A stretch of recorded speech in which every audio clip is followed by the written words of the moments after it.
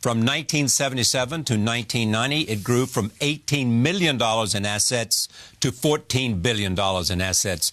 He retired at the age of 46. Since then, he has dedicated his time and his resources to giving away a large portion of his personal fortune.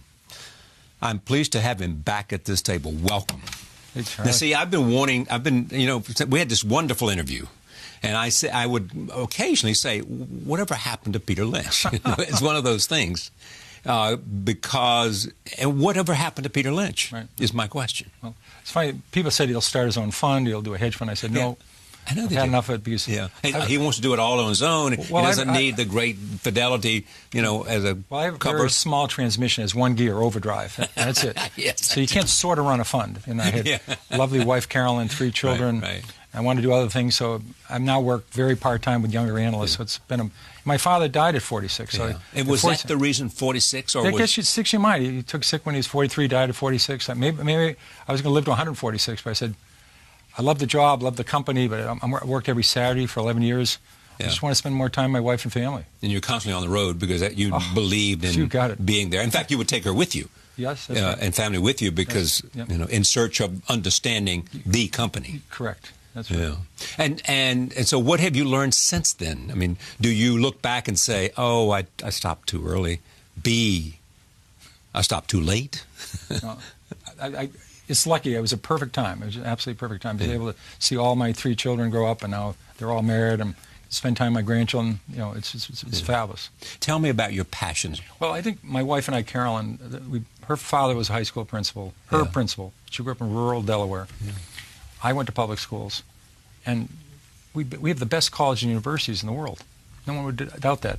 Right. But K through 12, we're not that hot. No. And somebody born in America today is less likely to graduate from high school than their parents.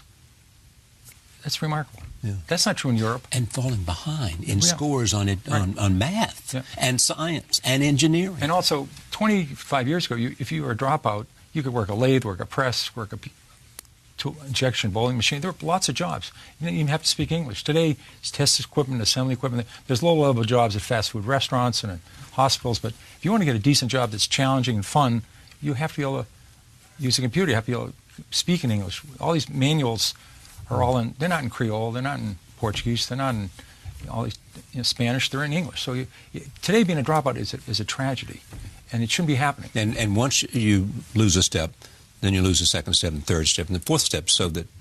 And literacy, there's an amazing correlation, I think, of a couple million people in prison, like 85% of them are illiterate. It's not their fault. Here's the thing for me. There are people, you, and so many people I know, some deceased, some in youth, but all passionate about education. Passionate. All have resources. Right. All have a voice. Right.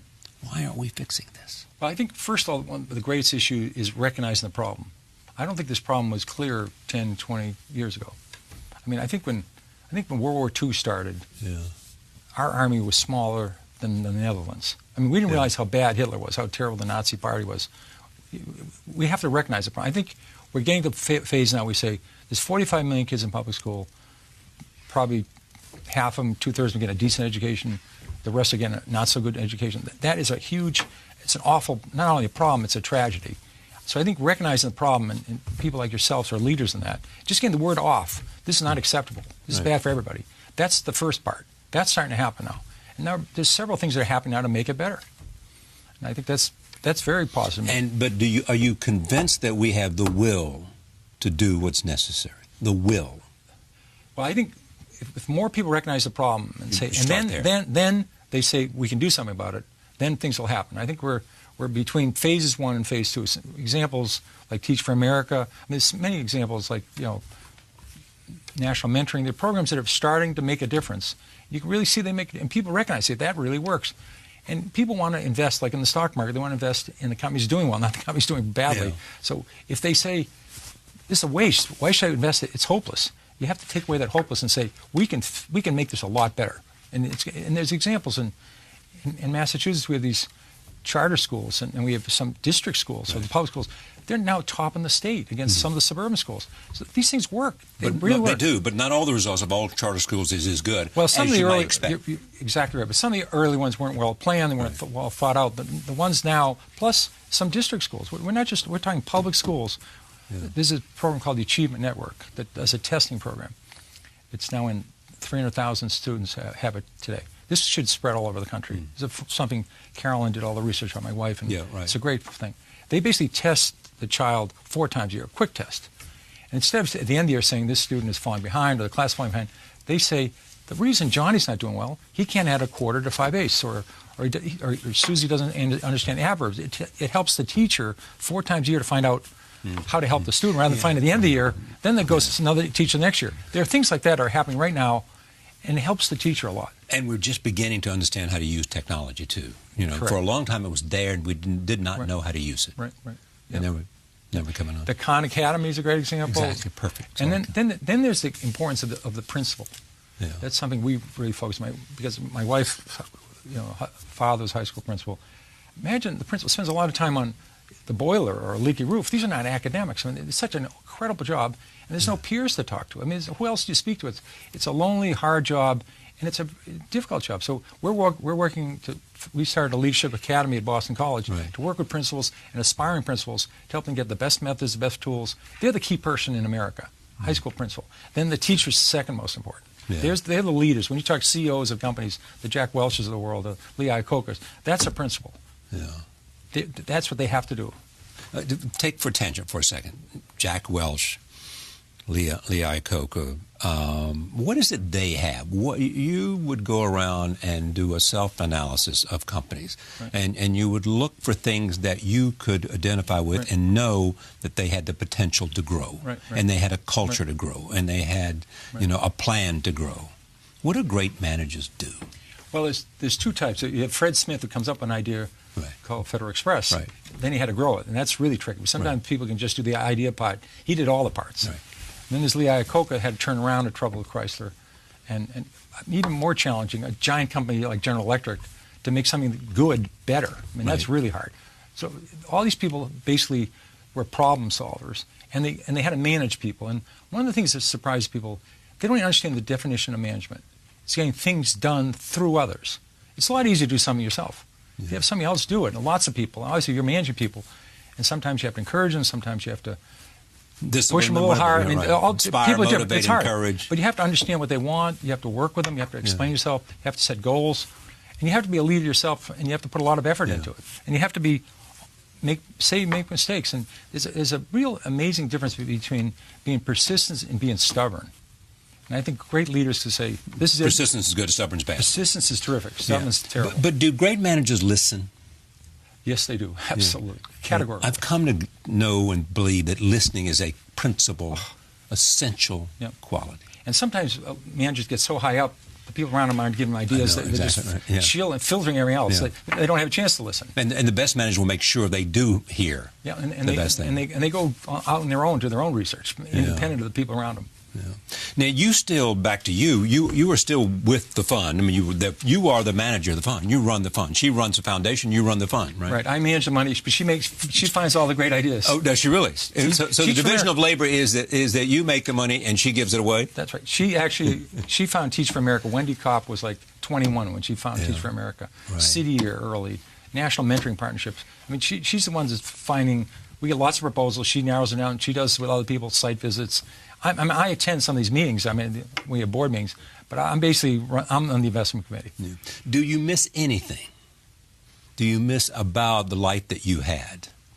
Or do you simply say, I have a portion of it, I'm making investments for something that means a lot to me, and I know where the fruits of my labor are going. They're going to improve education and other projects I believe in. Well, the nice thing, I'm actually running money for our foundation and for ourselves. So I'm actually doing the same process. Family fund and foundation fund. But all I have to say, my wife is my only boss. Yeah.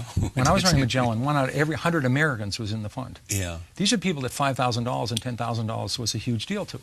So when the market went down, you felt really badly. I mean, it's really the pressure on you when it's average people's money. Yeah. That's overwhelming. And you're nice enough to say nice things about Magellan, but in those 13 years, 10 times it declined over 10%. You know. And but your point was that you were confident enough to say, when it's declining, to know when to give up and when not to give up most of the time. Right. I'm saying when the market went down, I would always go down. So sure. But you wouldn't go scared because you'd invest in a company. That's right.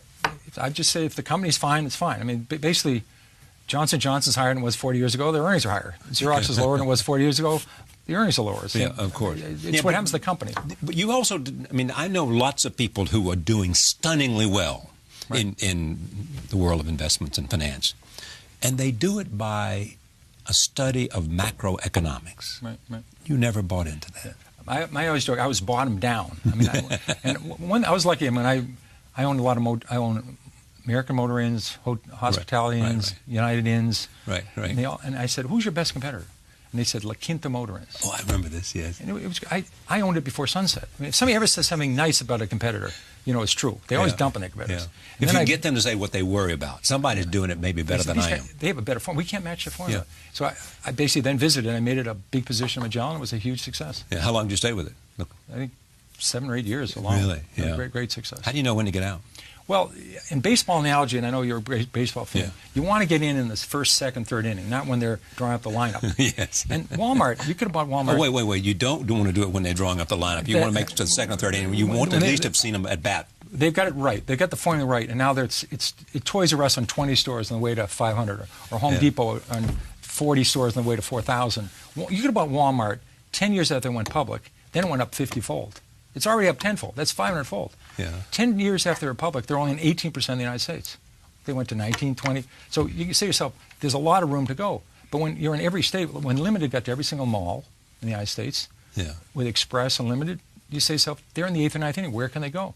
Yeah. So that's how you define it. With a cyclical, when it goes from crummy to semi-crummy, you're happy. Yeah. Then when it goes to good, you're happy. Then it goes to very good, you say, maybe I ought to go on to something else. So can you be greedy in your business? Yeah, I think sometimes I call it the 3 C's. It's called complacency, concern, and capitulation. Yeah. So you're complacent is the I don't call it greedy. Just everything's going right. You sort of forget to check the facts. You say things are starting to slip in the company. Not the fundamentals. They're starting to mature. There's some competitors coming along. So being complacent is the worst one. And that's the one that happens most often? Yeah, well, unless you're working hard. If you're working hard, you're always checking with competitors, you're checking with customers, suppliers. Right. You're trying to do work to find out, is this company still early? Do they have years and years of growth ahead of them? Mm-hmm. Then you stay with it, no matter, even if the stock goes down. There's also this idea of never invest in something you don't really know. That was part of it. That's why you went out on the road so much. Right. If I don't understand it, I don't want to... Yeah. The key thing is when the stock goes from 10 to 6, if you understand what they do and you know they're financially solvent, you're fine. If you don't understand it, you can call the psychic hotline. But if you don't understand it, you're probably going to do the wrong thing. If you understand exactly what they're doing, it's gone from 10 to 6, you'll buy more. If you're confused to start with, you'll say, well, there must be something wrong there. And then you're out. And then a lot of times stocks are going to decline. Some of my best stocks have gone from 18 to 8, then sometimes to 40. And some have gone from 18 to 0. But at least I wasn't adding to it on the way to 0. A lot have gone to 0. So if it's going down, you're not adding to it? Sometimes you are. If the fundamentals are getting better or the same. But if they're deteriorating, I'm going to leave. How much do you measure your success in your ability to communicate well? Your command of the language and the facility to express ideas in a simple and comprehensible way has always been the reason your book sold well, because there was good content there. And secondly, the way you were able to communicate and become a leader in your industry. You asked a question earlier about ability to listen. Right. I think that's the skill. Because when you're talking to a company, if you ask all these questions, it's like a monologue. Then you say at the end, is there something I've forgotten? Me too. I say it all the time. You want to have them say, by the way, a year ago when you were looking to see what things are going to be like, how has it come out? Yeah. What have been surprises for you? So I'm always listening to what people say. So it's more listening rather than asking, and also being nice.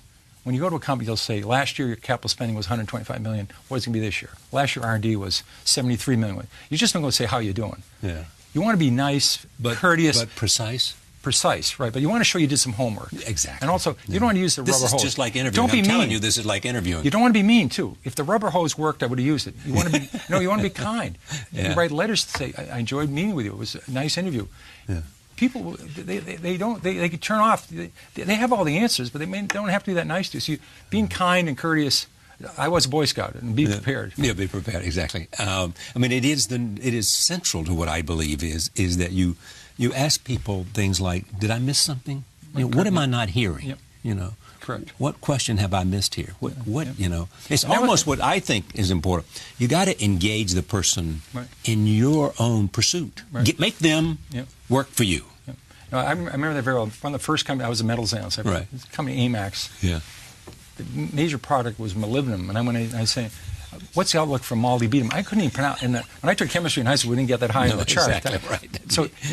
So you find out these people want to help you. If you go visit them, even on the phone. Yeah. And I remember calling one company up, and the person, you get to know a person's personality. Some people are very optimistic, they're very upbeat. Some people are kind of very conservative, and his tone just was not as optimistic. I found out later, I almost sold my entire position.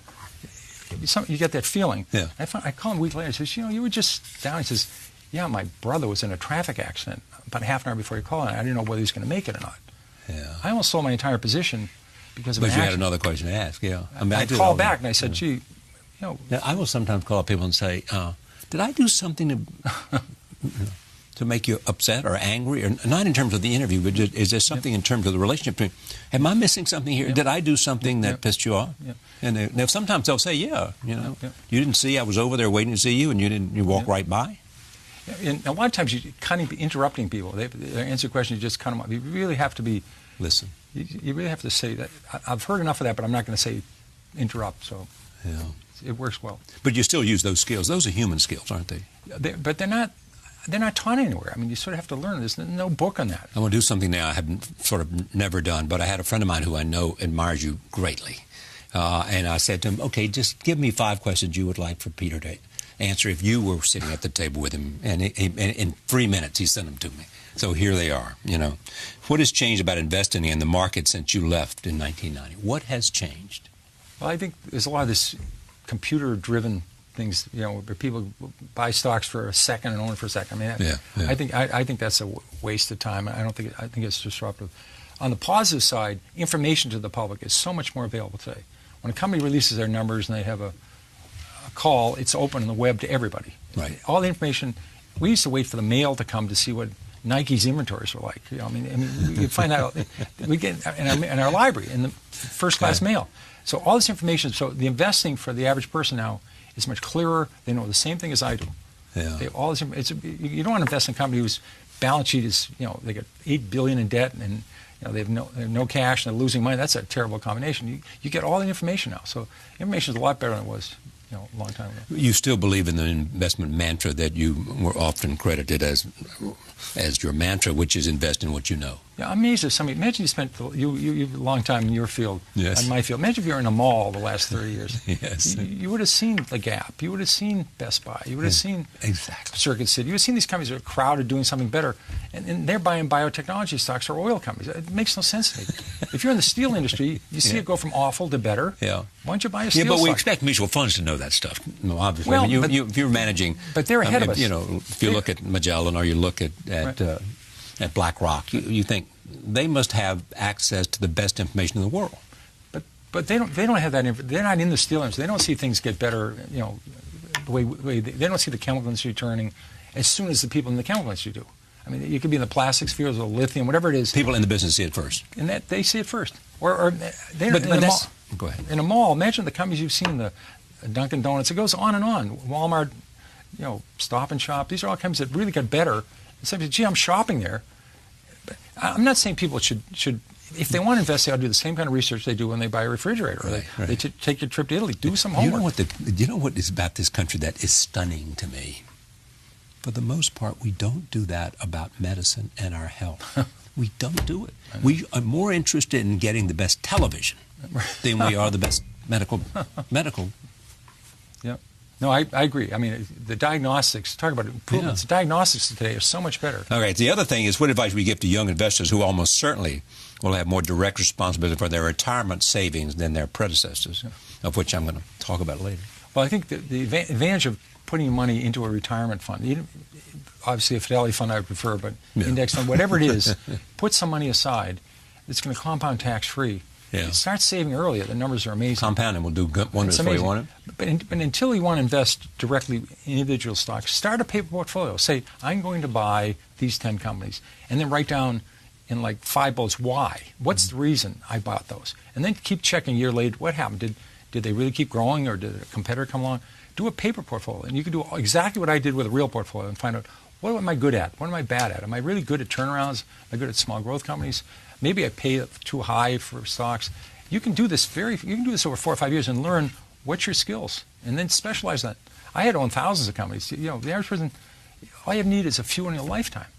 Yeah. Make a difference. When you were running $14 billion, right, did you see in your mind's eye, and let's assume a lot of it was pension fund money or whatever, but did you see individuals, I'm investing for the fireman down the street? Yeah. Did you? It was almost. Was it a game? It was almost none of it was pension fund money. It was almost all individuals. People. Right. It was incredible, that thrill. Yeah. I got letters when the market went down to 87. My fund went down like a rock. Yeah. People were writing letters to me, cheering me up. Oh, really? Yeah. Oh, yeah. No complaints. Mr. Lynch, you've done well for me. Yeah, no, hang in there. Hang in there, boy. We'll be okay.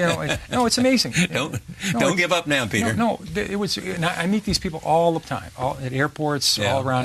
They're still. It was wonderful. It was the greatest thrill of my life. Our children and my wife managing money for other people. Now we've also seen sort of today the whole business of hedge funds and private equity and shadow stuff. And now they're talking about getting into the mutual fund business. You think that's... Yep. What do you think of that?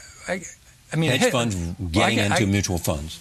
Well, a couple of differences, between a hedge fund and what I did in Magellan. Right. I could only buy long. I couldn't short. So you couldn't sell short, right? But I couldn't buy hedge funds commodities. Can sell short, right. I couldn't buy commodities. I couldn't short the euro. I mean, they're into a lot, and they do it on leverage, a lot of leverage. So you have to be careful what you get into. There are some hedge funds that are very conservative. They're only going to be 20% short, mostly long. Because the nice thing about occasionally, if I found an idea that I thought was overpriced, I just went on to the next thing. I couldn't short it. So there is an advantage to be able to short, but I found that long only... Well, but with these hedge funds who get into mutual funds, I mean, they'll have to also live up under the rules that mutual funds live under. Do you think they will be successful? I mean, well, I found the long... They're obviously attracting some... The hedge funds that have been on the long side have done the best. I mean, they may have a little bit by being short, but being right on the long side. Because obviously, if you're right, you can make... And that's, I would say, when I ran Magellan, I might have been right 6 times out of 10. But if I'm right, I make a double or triple occasionally. It offsets the times you lose 30 or 40%. In fact, you could be right a third of the time as long as you have a lot of good results. So that's... When you're short, you can only make 90%. When you're long, you can make 10-fold or 5-fold. So I think long is the way to be. Optimistic. Optimistic, yeah. Well, careful and optimistic. That's a Red Sox fan. Yes, it's like the old man, the person who said, I'm very optimistic. Then, well, why do you have that crown? He said, I'm not certain about my optimism. That's good. Wow. And so, when you look at the market today, it's a good time for I think investors to be there. I mean, obviously, we're seeing new highs. Right. I think the market is fairly priced on what's happening right now. You have to say to yourself, is 5 years from now, 10 years from now, corporate profits have grown about 7 or 8% a year. That means they double, including dividends, about every 10 years, quadruple every 20, go up 8-fold every 40. I think that's the kind of numbers you're interested. That's better. A 10-year bond today is a little over 2%. So I think the stock market's the best place to be for the next 10, 20, 30 years. The next 2 years, no idea. I've never known what the next 2 years are going to bring. What do you want to accomplish in the next year of your life? Well, I really like to work with my wife and still take some more vacation time. Yeah? And so what do you do on vacation? Well, we like to see something new. This year we went to Turkey and went to... it's fascinating. Istanbul, but not just Istanbul. Cappadocia. Remarkable. And it's amazing. That's one of the world's great cities now. And then went to Santorini at the end of it. And it was great sailing trips. That was it. And 2 of our daughters and their husbands went with it. It was a great trip. So I'd like to see... I've been to Russia. I've never been to St. Petersburg. Oh, you got to go there. I've been to Israel. I loved Israel. I'd love to go to Jordan. I mean, there's a place I'd like to go to. See, isn't that great? Yeah. I mean, there's so many places you haven't seen. I mean, well, you just think about it. How many places do I have that I haven't seen? I'm really happy. This year I get to North Dakota, so I've been to all 50 states now. I went on a research trip. You go to Fargo? Actually, no. I went to Minot and parts. I actually looked at hydraulic fracturing. So I'm You're looking at hydraulic fracturing to see if it works. I mean, does this process really work? It does. It does. It really works. And it'll change America's energy future. Remarkable. Yeah. It's one of the great sort of... Oh, what a breakthrough. My goodness. Imagine producing all this gas, and gas at $2 an MCF, where people in Europe are paying 10 times that price. How did you decide it worked? Well, I really could see this process. Well, first of all, you talk to somebody, so wildcatting, as you know, usually you drill 4 wells, and you're lucky you hit on 1 out of 4. Right. These are all either A+ or B+ wells. You don't ever hit an F. Yeah. So it's just a question, what cost can you do it at? And you own the land. So it's, you don't, and the costs are still going down. They're doing it faster, quicker, less sand, less water. They're just doing a better job. Are there environmental threats coming out of it? Well, as you know, they're usually about 11,000 feet, and the water table is around 2,000 feet. So if you make a mistake, it goes down. It doesn't go up. Exactly. So they can make mistakes. Yeah. It's great to see you. Okay. Pleasure. Always enjoy seeing you.